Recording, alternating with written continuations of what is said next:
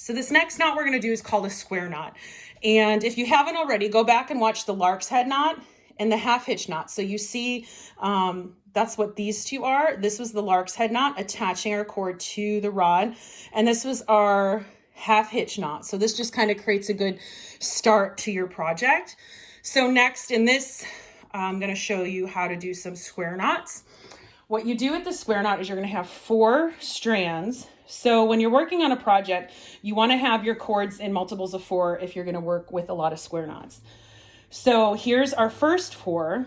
The middle 2 I call the tree, because imagine that those are grounded. You're not going to do much with those. You're basically going to tie around the tree. So this is our first square knot. You're going to make a 4, and see, this is the branch of the 4. This is kind of coming off to the side. You're going to take this 4th cord, and I like to give her a name. So in this case, I'm going to call it Abby because that's my niece's name. And you're going to jump over the branch. So here's your 4. This is typically how you start. So when you're making your 4, this one's going to come over and jump over that branch of the 4. Now it's going to come behind the tree, and it's going to come in through the window. Now, one thing to note, I'm pinching this. I'm holding this in place with my left hand in this case. And when it's coming up and over, I'm switching out my hands so I can pull Abby, help Abby, this string, this cord here, in through the window using the hand that window is on. Okay? What happens if you try to do it the other way? You're making your 4. Here comes Abby over the branch. And if you're this is sort of hard, so you're kind of pulling up and through. And what'll happen if you're trying to pull it in, you're going to have a tendency to go this way, when in actuality, this cord needs to come this way. Okay, we'll show you one more time. This is half of the square. This is the top half, and I'll show you the bottom half. So here's your 4. Here's Abby jumping over the branch. Here's the branch of the 4. Over the branch, coming behind the tree. I'm switching out my thumbs, pinching it now with my other thumb, and pulling her into the window.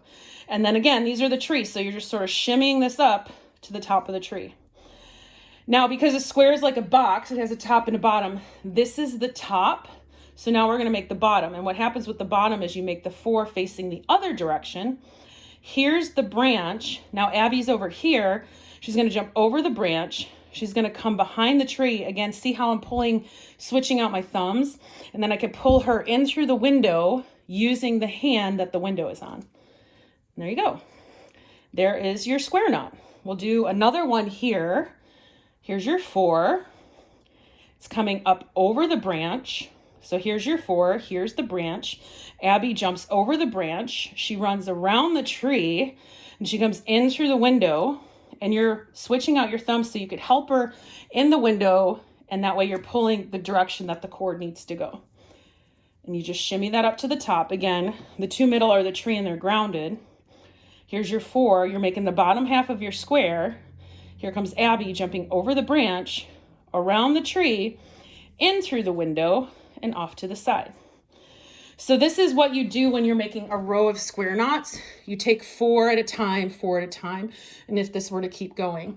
What happens if you're making more square knots and you want to make a design, what you'll do is you'll take 2 away. So maybe there's more here, but you could take these 2 in the middle and these 2 in the middle and make a square knot. So now when you're making a second row, there's all different ways to do it.